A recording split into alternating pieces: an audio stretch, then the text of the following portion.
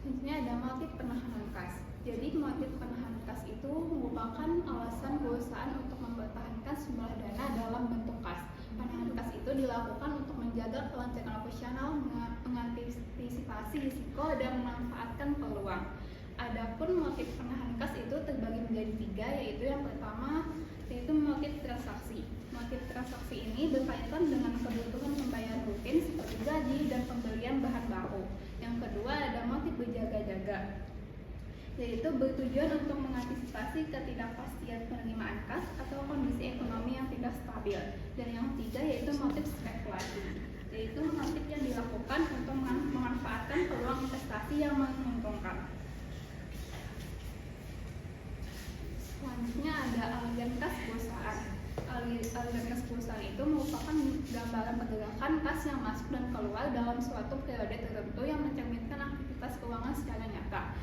Aktivitas ini terdiri dari tiga, yaitu yang pertama aktivitas operasi. Aktivitas operasi ini berkaitan dengan kegiatan utama perusahaan seperti penerimaan dari penjualan dan pembayaran beban operasional. Yang ketiga yaitu aktivitas investasi. Aktivitas investasi ini mencerminkan penggunaan kas untuk pembelian atau penjualan aset jangka panjang yang mendukung pertumbuhan usaha. Dan yang ketiga yaitu aktivitas pendanaan yang berkaitan dengan perolehan dana dari pinjaman atau penerbitan saham serta pembayaran dividen dan pelunasan utang. Selanjutnya akan dilanjutkan oleh teman saya. Memahami besarnya persediaan kas. Dalam manajemen modal kerja, kas itu aset paling liquid tapi juga paling jarang digunakan kalau kebanyakan. Jadi perusahaan harus menentukan berapa saldo kas yang optimal. Besarnya persediaan kas biasanya dipengaruhi oleh beberapa faktor berikut. Yang pertama itu ada pola dan stabilitas arus kas masuk dan keluar. Kalau arus kas masuk atau cash inflow dan keluar, cash outflow stabil dan bisa diprediksi, perusahaan tidak perlu memegang kas terlalu besar. Tapi kalau arus kasnya fluktuatif, perusahaan cenderung menyimpan kas lebih banyak untuk berjaga-jaga. Terus yang kedua itu ada skala dan karakteristik operasi perusahaan. Perusahaan besar dengan transaksi harian tinggi biasanya membutuhkan kas lebih besar dibandingkan perusahaan kecil. Selain itu, industri juga berpengaruh. Misalnya perusahaan retail membutuhkan kas lebih sering karena transaksi harian tinggi. Terus yang ketiga ada akses terhadap pendanaan jangka pendek. Kalau perusahaan mudah mendapat pinjaman jangka pendek dari bank atau punya fasilitas kredit, kebutuhan kas yang disimpan bisa lebih kecil. Sebaliknya kalau akses pendanaan sulit, perusahaan cenderung menahan kas lebih banyak. Terus kebijakan manajemen dan toleransi risiko. Ada manajemen yang konservatif atau lebih suka menyimpan kas besar untuk keamanan. Ada juga yang agresif, yaitu kas minimum biasanya diinvestasikan. Terus yang terakhir kondisi ekonomi dan tingkat ketidakpastian. Saat kondisi ekonomi tidak stabil, misalnya krisis atau inflasi tinggi, perusahaan biasanya meningkatkan saldo kas untuk berjaga-jaga. Manajemen kas. Untuk menentukan jumlah kas optimal, ada beberapa model yang sering digunakan dalam teori keuangan. Yang pertama itu model Baumol. Model ini dikembangkan oleh William J. Baumol. Konsepnya mirip dengan economic order quantity dalam persediaan. Asumsinya itu kebutuhan kas dapat diprediksi, pengeluaran kas relatif konstan, dan setiap kali menarik dana ada biaya transaksi. Tujuan model ini adalah untuk mencari jumlah penarikan kas optimal yang meminimalkan total biaya. Terus yang kedua model Miller-Orr yang dikembangkan oleh Merton Miller dan Daniel Orr. Model ini cocok untuk kondisi arus kas yang tidak pasti dan fluktuatif. Di sini ditentukan batas bawah, batas atas, dan titik target. Kalau saldo kas menyentuh batas atas atau bawah, perusahaan melakukan penyesuaian agar kembali ke titik target. Terus yang terakhir model Stone. Model ini merupakan pengembangan dari Miller-Orr dengan mempertimbangkan proyeksi arus kas jangka pendek sebelum melakukan penyesuaian saldo kas.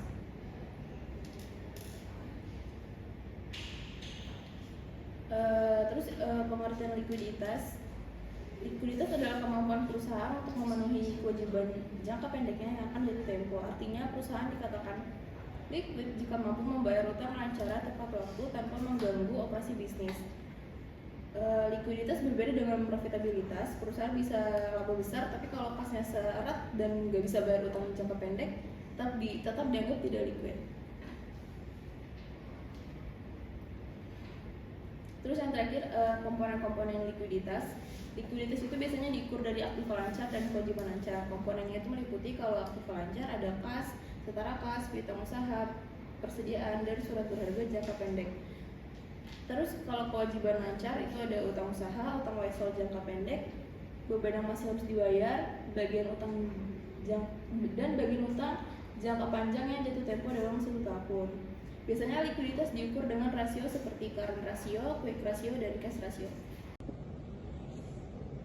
Baik, selanjutnya itu ada materi mengenai pengukuran likuiditas. Jadi pengukuran likuiditas dilakukan untuk menilai kemampuan perusahaan dalam memenuhi kewajiban jangka pendeknya. Rasio yang paling umum digunakan adalah current ratio, quick ratio, dan cash ratio. Dengan menghitung dan menganalisis rasio-rasio tersebut, manajemen dan pihak eksternal dapat mengetahui apakah kondisi keuangan perusahaan dalam keadaan aman atau berisiko mengalami kesulitan pembayaran. Jadi yang pertama itu ada current ratio. Jadi dalam rumus current ratio ini ada aktiva lancar dibagi kewajiban lancar. Jadi contohnya itu misalkan di sini ada aktiva lancarnya itu 500 juta dan kewajiban lancarnya itu 250 juta. Jadi langsung aja dibagi 500 juta dibagi 250 juta, itu sama dengan 2. Selanjutnya ada quick ratio. Jadi di sini rumus quick ratio adalah aktiva lancar dikurang persediaan dibagi utang lancar. Jadi 500 juta dibagi dikurang persediaan yaitu 150 juta dibagi 250 juta sama dengan 1,4. Selanjutnya itu ada cash ratio. Jadi di sini rumusnya itu kas dan setara kas dibagi liabilitas jangka pendek. Contohnya 100 juta dibagi 250 juta yaitu sama dengan 0,4. Selanjutnya di sini ada pentingnya likuiditas bagi perusahaan. Jadi likuiditas itu memiliki peranan yang sangat penting dalam menjaga keberlangsungan operasional dan stabilitas keuangan perusahaan. Likuiditas menunjukkan kemampuan perusahaan dalam memenuhi kewajiban jangka pendeknya, seperti pembayaran utang usaha, gaji karyawan, pajak, dan beban operasional lainnya. Jadi di sini likuiditas itu sangat penting bagi perusahaan, yaitu yang pertama untuk menjamin kelancaran operasional, yang kedua itu untuk meningkatkan kepercayaan kreditur dan investor, selanjutnya itu mengurangi risiko kebangkrutan, selanjutnya itu untuk mendukung pengambilan keputusan manajerial, untuk menjaga stabilitas hubungan dengan pihak eksternal, dan menjadi indikator kesehatan keuangan jangka pendek.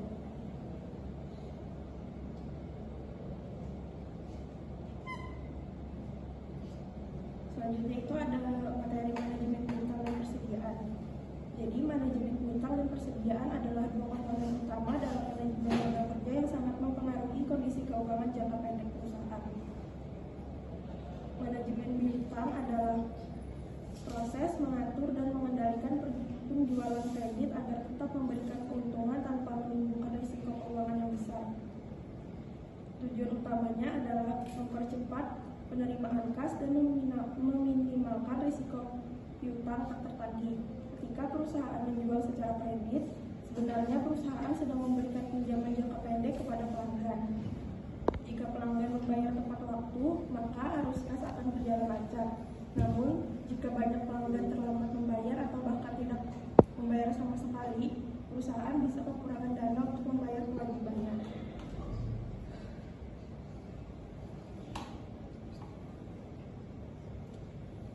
Selanjutnya itu ada analisis kredit. Jadi analisis kredit ini terbagi menjadi 5, yaitu adalah metode 5C yang digunakan perusahaan atau lembaga keuangan untuk menilai kelayakan seseorang atau perusahaan sebelum diberikan kredit. Tujuannya itu adalah untuk mengurangi risiko kredit macet dan memastikan bahwa pihak yang diberi kredit benar-benar mampu dan bersedia membayar kewajibannya. Jadi yang pertama itu ada karakter. Karakter ini berkaitan dengan kepribadian atau itikat baik calon debitur dalam membayar utangnya. Yang dinilai itu bisa dari riwayat pembayaran sebelumnya, reputasi bisnis, kejujuran dan tanggung jawab, serta komitmen terhadap kewajiban.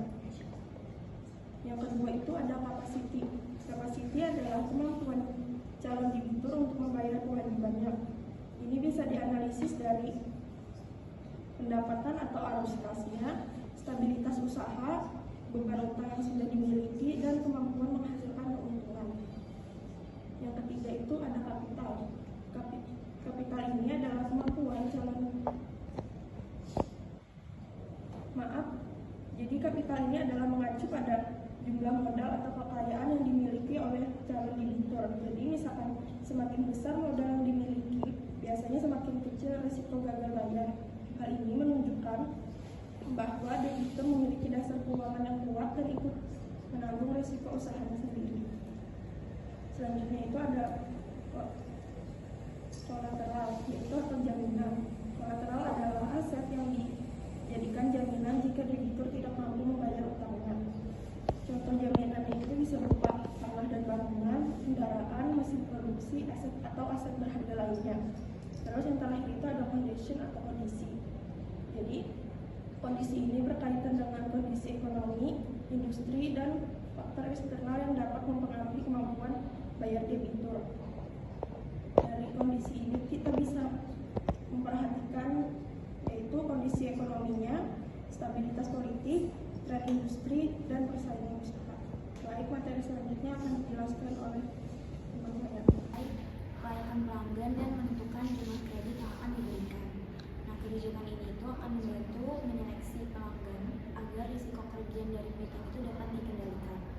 Kebijakan kredit ini terdiri dari beberapa komponen utama yang menjadi dasar dalam pengelolaan dan pengendalian piutang perusahaan. Yang pertama yaitu standar kredit. Ini merupakan kemampuan keuangan yang diminta dari pelanggan kredit yang layak untuk diterima. Lalu yang kedua yaitu periode kredit. Ini merupakan jangka waktu pembayaran kredit. Yang ketiga itu diskon, merupakan potongan harga bagi pelanggan yang membayar lebih cepat sesuai dari syarat yang sudah disepakati. Lalu yang terakhir yaitu kebijakan penagihan. Itu merupakan prosedur penanganan piutang yang telah ditutup tempo. Selanjutnya, risiko yang timbul dari kebijakan kredit. Penerapan kebijakan kredit ini akan menimbulkan risiko yaitu piutang tak tertagih, di mana hal ini terjadi ketika pelanggan itu tidak mampu membayar utangnya akibat kondisi ekonomi yang buruk atau kebangkrutan. Nah, dampak dari piutang tak tertagih itu yaitu piutang tak tertagih ini akan menurunkan laba karena menambah beban perusahaan. Lalu risiko kerugian itu akan meningkat jika piutang tidak berhasil ditagih. Yang ketiga, laba rendah itu akan mencerminkan lemahnya pengendalian piutang dan dapat menurunkan dividen. Dan yang terakhir, penurunan pendapatan itu akan berdampak pada operasional dan kesejahteraan anggota dari perusahaan. Selanjutnya yaitu faktor-faktor yang mempengaruhi jumlah piutang. Nah, terdapat beberapa faktor yang mempengaruhi jumlah piutang. Yang pertama yaitu penjualan kredit, di mana semakin besar penjualan kredit, maka semakin besar dana yang tertanam dalam piutang, di mana risiko dan potensi laba itu akan ikut meningkat. Yang kedua, syarat kredit. Syarat kredit itu yang ketat, itu akan menekankan risiko.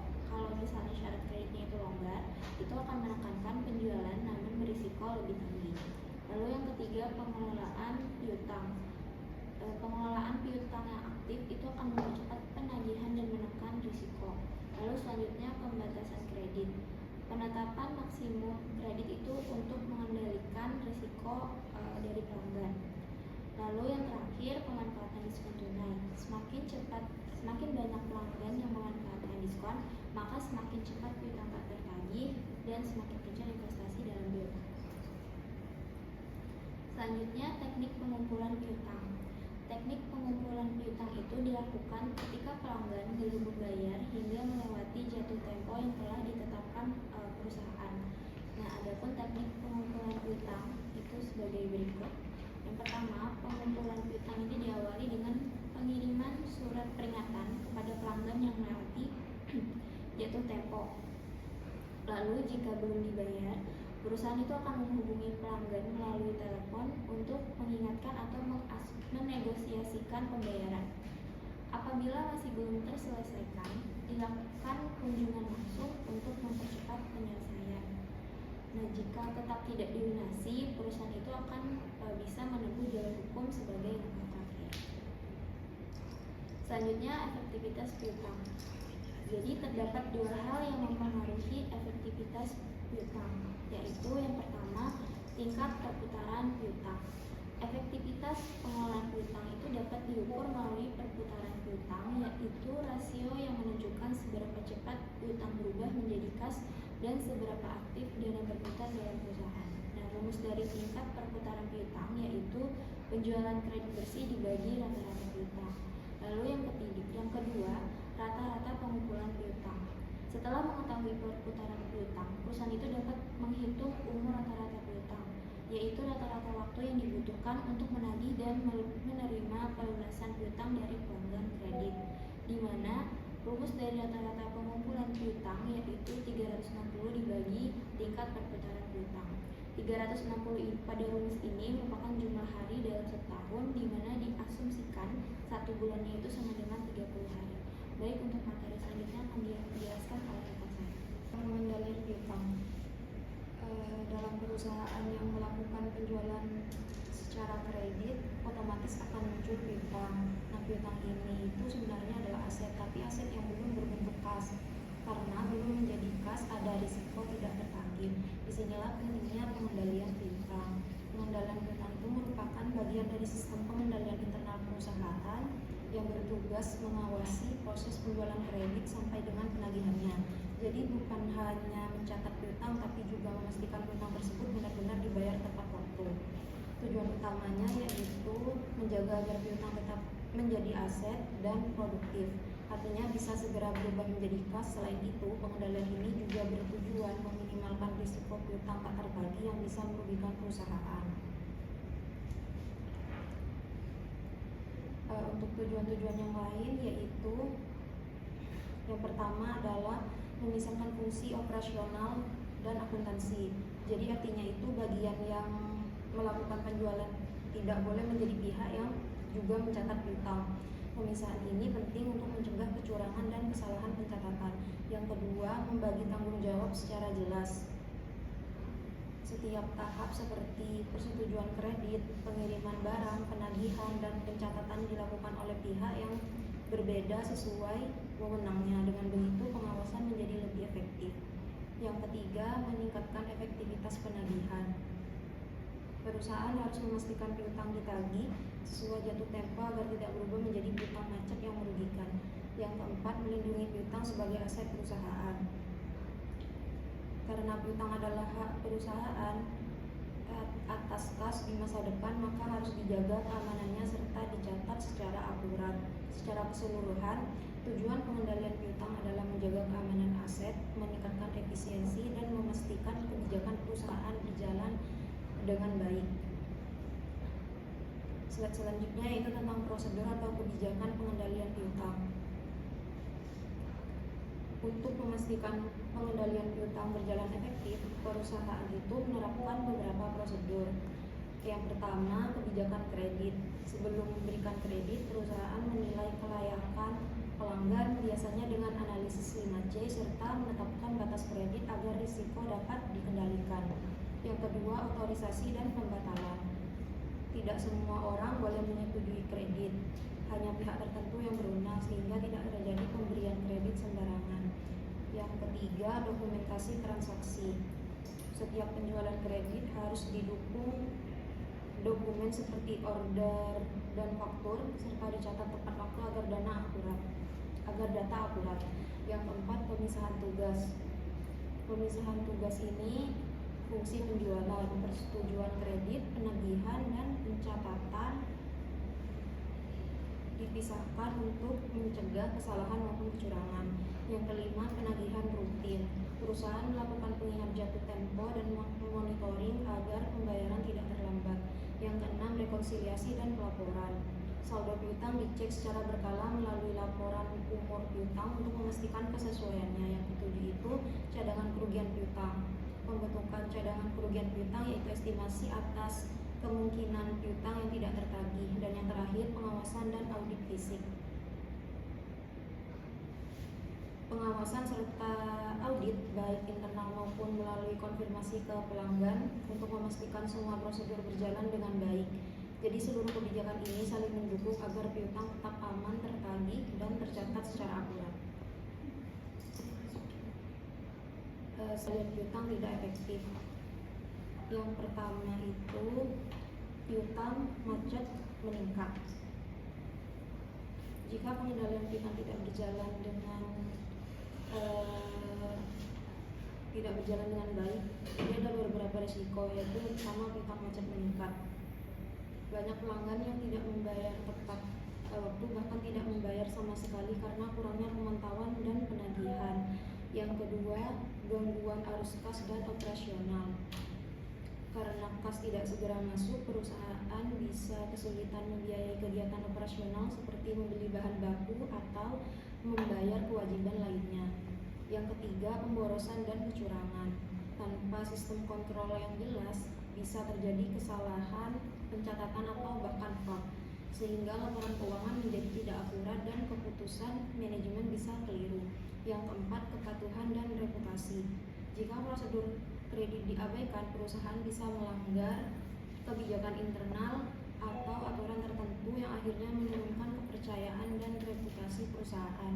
Jadi tanpa pengendalian piutang yang efektif, kondisi keuangan perusahaan bisa menjadi tidak stabil dan berisiko terhadap kelangsungan usaha. Selanjutnya yaitu manajemen persediaan.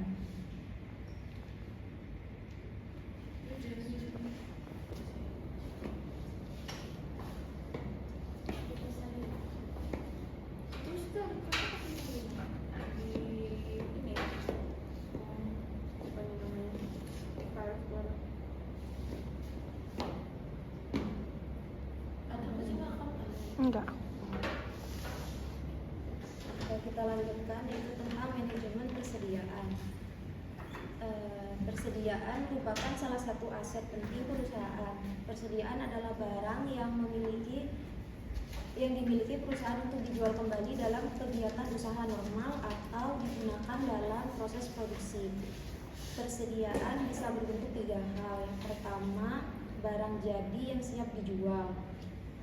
Kedua, barang yang masih dalam proses produksi. Ketiga, bahan baku atau perlengkapan yang digunakan untuk menghasilkan barang atau jasa. Dalam standar akuntansi Indonesia yaitu PSAK 14, persediaan diakui sebagai aset selama barang tersebut belum dijual atau digunakan. Setelah dijual, nilainya akan berubah menjadi beban melalui harga pokok penjualan. Jadi, persediaan bukan hanya stok barang, tetapi bagian penting dari aset yang berpengaruh langsung terhadap laba dan operasional perusahaan.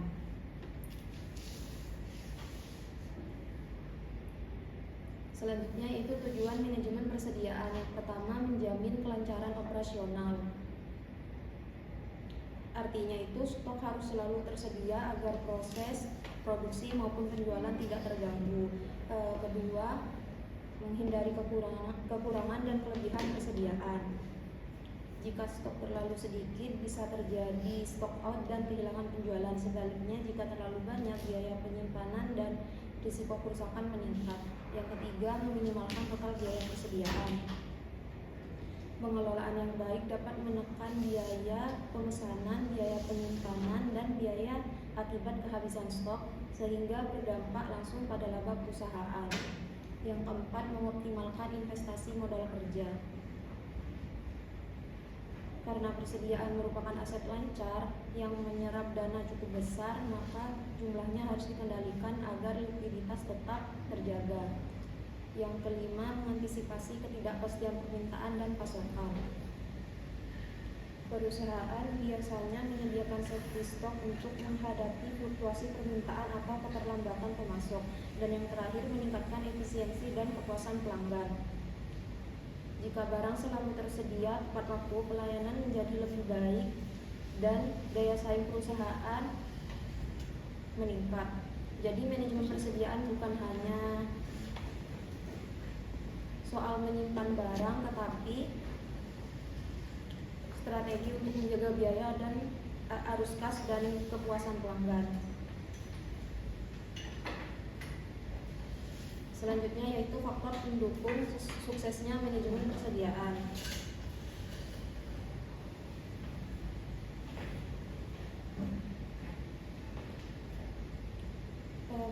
mendukung suksesnya manajemen persediaan, keberhasilan manajemen persediaan dipengaruhi oleh beberapa faktor penting. Yang pertama, sistem informasi dan teknologi.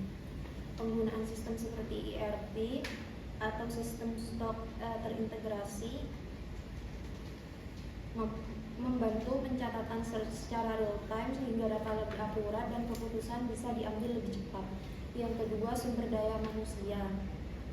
SDM yang terlatih sangat penting dalam proses penerimaan, penyimpanan, hingga pengecekan stok. Jika SDM kurang kompeten, risiko kesalahan dan selisih persediaan bisa meningkat.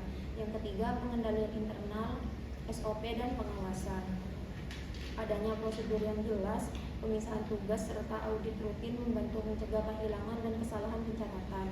Yang keempat, hubungan dengan pemasok. Kerjasama yang baik memastikan barang datang tepat waktu dan sesuai kebutuhan sehingga perusahaan tidak mengalami kekurangan stok. Yang kelima, perencanaan dan ramalan permintaan.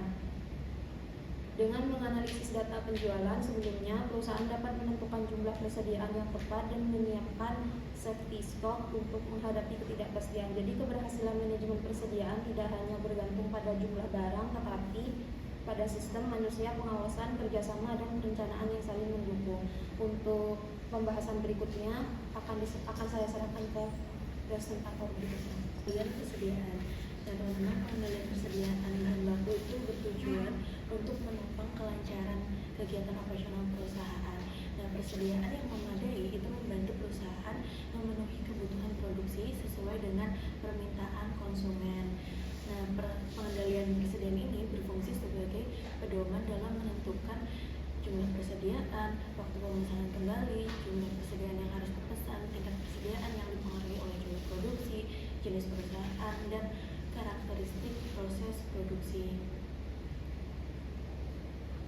Nah, tujuan dari pengendalian persediaan itu yang pertama ada menjaga ketersediaan bahan baku pada tingkat yang efisien dan efektif. Maksudnya tuh bahan bakunya nggak berlebih dan nggak kurang. Terus menjamin kelancaran proses produksi agar operasional perusahaan itu berjalan dengan optimal. Selanjutnya, mengoptimalkan penggunaan modal kerja melalui pengadaan bahan baku yang efisien dan terencana. Next. Nah, selanjutnya kita masuk ke economic order quantity. Nah, jadi ini tuh adalah jumlah pembelian bahan baku yang paling ekonomis dalam setiap kali pemesanan. Tujuannya adalah untuk meminimalkan total biaya persediaan. Nah, ada 3 biaya yang dipertimbangkan di sini.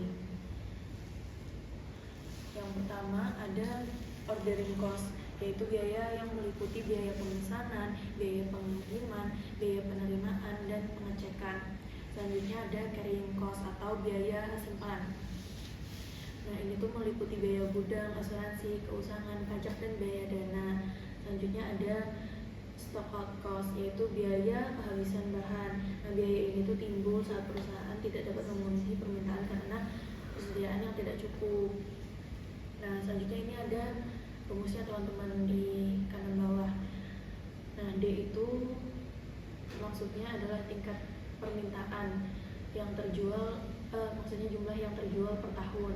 Dan S itu biaya penyimpanan per pesanan yang umumnya tuh termasuk dalam biaya pengiriman dan penanganan. Dan H itu biaya penyimpanan per tahun. Selanjutnya ada reorder point. Ini adalah saat dimana perusahaan itu harus melakukan pemesanan kembali atas bahan baku yang diperlukan. Nah, di sini tuh ada 2 hal yang harus diperhatikan.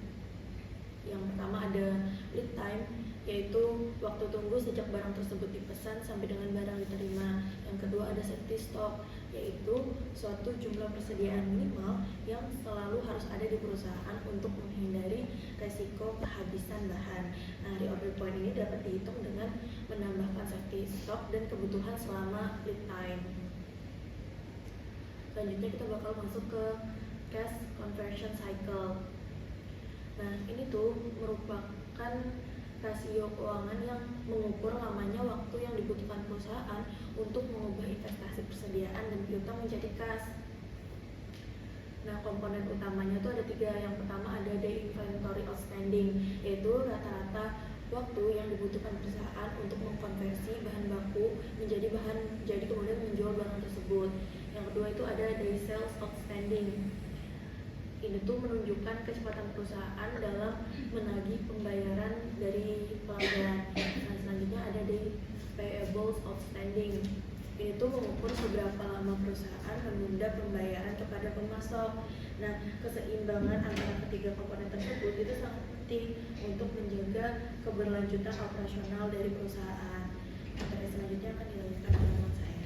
Selanjutnya itu adalah rumus dasar cash conversion cycle atau CCC. Seperti yang dijelaskan oleh Kinan tadi, cash conversion cycle itu merupakan indikator yang digunakan untuk mengukur berapa lama waktu yang dibutuhkan perusahaan untuk mengubah investasi dalam modal kerja, khususnya persediaan dan piutang menjadi kas kembali. Konsep ini tuh menunjukkan siklus perputaran kas dari saat perusahaan membayar bahan baku sampai menerima kas dari hasil penjualan. Cash conversion cycle itu sendiri dihitung dengan rumus days inventory outstanding ditambah days sales outstanding dikurang days payable outstanding. Nah, untuk days inventory outstanding itu adalah rata-rata hari persediaan tersimpan sebelum terjual. Days sales outstanding itu rata-rata hari penagihan piutang, dan days payable outstanding itu adalah rata-rata hari pembayaran utang usaha. Jadi semakin pendek siklus ini tuh semakin cepat perusahaan itu memperoleh kembali kasnya. Selanjutnya metode dan contoh perhitungan cash conversion cycle. Nah, perhitungan CCC ini dilakukan melalui 3 tahap utama. Yang pertama menghitung days inventory outstanding. Jadi cara menghitungnya itu persediaan dibagi harga pokok penjualan dikali 365 hari. Rasio ini tuh menunjukkan berapa hari rata-rata persediaan yang berada di gudang sebelum terjual. Lalu selanjutnya itu menghitung days payable outstanding. Cara menghitungnya itu utang usaha dibagi harga pokok penjualan dikali 365 hari. Rasio ini tuh menunjukkan berapa lama perusahaan itu menunda pembayaran kepada pemasok. Lalu yang ketiga itu ada untuk menghitung dari sales outstanding itu piutang usaha dibagi penjualan kredit dikali 365 hari. Rasio ini tuh mengukur efektivitas perusahaan dalam menagih piutang dari pelanggan. Lalu yang ketiga itu menghitung days payable outstanding dengan cara utang usaha dibagi harga pokok penjualan dikali 365 hari. Rasio ini tuh menunjukkan berapa lama perusahaan itu menunda pembayaran kepada pemasok. Kita masuk ke contoh perhitungannya, yaitu perusahaan ABC memiliki data sebagai berikut: persediaan 200 juta, piutang usaha 150 juta, utang usaha 100 juta, harga pokok penjualan 1 miliar, dan penjualan kredit 1,2 miliar. Maka cara menghitungnya kita cari dulu days inventory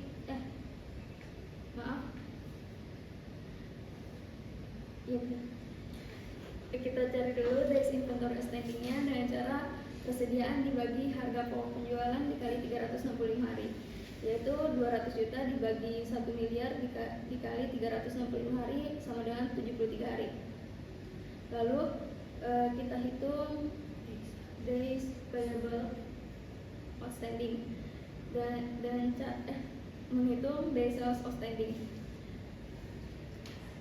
Dan cara piutang usaha dibagi penjualan kredit dikali 365 hari, yaitu 150 juta dibagi 1,2 miliar dikali 365 hari sama dengan 46 hari. Dan untuk days payable outstanding itu utang usaha dibagi harga pokok penjualan dikali 365 hari, yaitu 100 juta dibagi 1 miliar dikali 365 hari sama dengan 36 hari. Jadi kita masukkan ke rumus cash conversion cycle-nya, yaitu 73 ditambah 46 dikurang 36 sama dengan 83 hari. Jadi artinya itu perusahaan ABC itu membutuhkan waktu rata-rata 83 hari untuk mengkonversi investasi dalam modal kerja menjadi kas kembali. Next, interpretasi cash conversion cycle. Jadi sisi pendek itu menunjukkan perusahaan mampu mengelola persediaan dan piutang secara efisien sehingga kas cepat kembali. Lalu untuk sisi panjang itu menunjukkan dana terikat lebih lama dalam modal kerja sehingga dapat menimbulkan tekanan likuiditas. Lalu untuk sisi negatif berarti perusahaan menerima kas dari pelanggan sebelum membayar pemasok yang menunjukkan posisi kas yang sangat kuat. Dengan demikian, CCC itu merupakan indikator penting dalam analisis manajemen modal kerja dan efisiensi operasional perusahaan. Kita lanjut ke signifikansi CCC bagi investor. Jadi cash conversion cycle itu memiliki peran penting dalam pengambilan keputusan investasi. Investor itu tidak hanya memperhatikan laba, tetapi juga harus kas dan efisiensi operasional perusahaan. Jadi CCC mencerminkan efisiensi pengelolaan modal kerja. Perusahaan dengan CCC yang lebih pendek cenderung memiliki manajemen yang efektif dalam mengelola persediaan, piutang, dan utang usaha. CCC menjadi indikator kesehatan likuiditas. Perusahaan yang memiliki CCC terlalu panjang resiko mengalami kesulitan kas meskipun mencatat keuntungan secara akuntansi. Lalu CCC itu dapat digunakan untuk membandingkan kinerja antar perusahaan dalam industri yang sama. Investor biasanya menganalisis tren CCC dari tahun ke tahun untuk melihat apakah terjadi perbaikan atau penurunan efisiensi. Lalu CCC itu membantu investor dalam menilai risiko operasional dan risiko likuiditas. Perusahaan dengan pengendalian CCC yang baik cenderung lebih stabil dan memiliki risiko gagal bayar yang lebih rendah. Yang terakhir itu strategi optimalisasi CCC. Ada 3 ya teman-teman. Yang pertama, optimalisasi persediaan. Ini menggunakan metode economic order quantity, mengurangi persediaan usang dan slow moving, dan menerapkan sistem GIP atau just in time. Lalu yang kedua, percepatan penagihan piutang dengan memberikan diskon pembayaran lebih awal, memperketat analisis kredit pelanggan, dan meningkatkan sistem penagihan berbasis digital. Lalu yang ketiga itu pengelolaan utang usaha secara efektif dengan negosiasi ulang terkait pembayaran dengan pemasok dan memanfaatkan jangka waktu kredit secara optimal tanpa merusak reputasi perusahaan. Namun strategi tersebut harus dijalankan secara seimbang agar tidak mengganggu hubungan dengan pelanggan maupun pemasok. Sekian dari materi dari saya kembalikan ke moderator.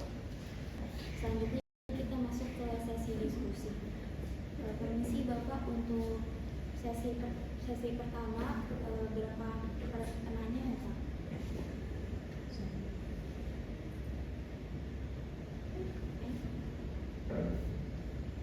Malah kabur ke komputer yang kasih jangka untuk berada di depan. Jadi menurut kami memang ada resiko pelanggan pindah ke kompetitor kalau perusahaan terlalu agresif menagih piutang, apalagi saat kondisi ekonomi lagi masuk. Karena itu percepatan penagihan piutang itu nggak boleh dilakukan secara kaku atau menekan semua pelanggan. Jadi cara menyeimbangkannya itu dengan melakukan segmentasi pelanggan. Jadi pelanggan yang riwayatnya baik itu bisa diberi kelonggaran, sementara yang sering terlambat itu bisa diawasi lebih ketat. Lalu kita bisa memberikan insentif bukan tekanan, misalnya diskon untuk pembayaran lebih cepat. Lalu kita bisa menjaga komunikasi yang baik. Jika pelanggan merasa kesulitan, bisa dilakukan negosiasi atau penyesuaian tempo tanpa merusak hubungan. Kalau justru pelanggannya yang agresif, minta tempo lebih panjang atau mengancam pindah, perusahaan tetap tidak boleh reaktif atau emosional. Jadi langkah yang bisa kita lakukan itu kembali ke kebijakan kredit perusahaan. Jadi perusahaan itu harus punya batasan jelas. Jangan sampai demi mempertahankan satu pelanggan, arus kas perusahaan itu jadi terganggu. Lalu kita bisa negosiasi pakai data, lihat historik pembayaran dan kontribusi pelanggan tersebut. Kalau memang strategis dan biasanya lancar, bisa diberi kelonggaran tapi terbatas. Tapi kalau sering bermasalah, justru itu harus diperketat. Lalu kita tawarkan alternatif lain, bukan langsung menolak. Misalnya kita tawarkan skema cicilan, termin bertahap, atau diskon pembayaran sebagian di awal. Nah, kalau satu pelanggan itu terlalu dominan dan sering menekan, itu risiko bisnis. Perusahaan itu perlu diversifikasi pelanggan agar posisi tawarnya itu lebih kuat. Jadi harus tetap profesional dan tegas. Menjaga hubungan itu memang penting, tapi menjaga kesehatan kas perusahaan itu jauh lebih penting. Bagaimana Lovena, apakah terjawab? Terima kasih. Oke, selanjutnya saya izin menjawab pertanyaan dari Tamara. Nah, pertanyaannya ini ada 2. Yang pertama, apakah metode TOQ itu selalu relevan apabila diterapkan untuk semua jenis perusahaan? Dan jawabannya itu nggak selalu. Kan tadi kan dijelasin bahwa TOQ itu mempertimbangkan 3 komponen biaya, yang pertama biaya pesan, biaya simpan, sama biaya kehabisan bahan. Menurut kami metode EOQ itu lebih relevan kalau digunakan untuk perusahaan yang memiliki permintaan yang relatif stabil, terus pola produksinya rutin, sama data biaya yang dapat dihitung secara pasti, dan sistem produksi yang terencana. Nah, yang kedua, apakah ada suatu kondisi di mana metode EOQ itu kurang efektif untuk digunakan? Yang pertama itu ada saat ketika permintaan tidak stabil atau fluktuatif. Kalau misalnya permintaannya sulit diprediksi, maka demand dalam rumus EOQ itu menjadi tidak akurat karena bisa menyebabkan pemesanan yang terlalu banyak atau bahkan yang terlalu sedikit. Terus kalau misalnya lead time-nya itu tidak pasti. Nah, EOQ itu kan menentukan jumlah pemesanan, tapi nggak sepenuhnya mengatasi masalah keterlambatan pengiriman. Jadi kalau misalnya lead time-nya sering berubah, perusahaan itu tetap harus mengandalkan safety stock dan reorder point. Terus kalau misalnya produk mudah rusak atau cepat usang, dan yang terakhir itu kalau misalnya perusahaan jasa atau minim persediaan. Nah, EOQ itu lebih relevan untuk perusahaan yang memiliki persediaan fisik, kayak misalnya bahan baku atau barang dagang. Jadi untuk perusahaan dagang itu jadi untuk perusahaan jasa yang tidak selalu bergantung pada persediaan besar atau ini itu jadi kurang relevan. Gimana Tamara? Apakah terjawab?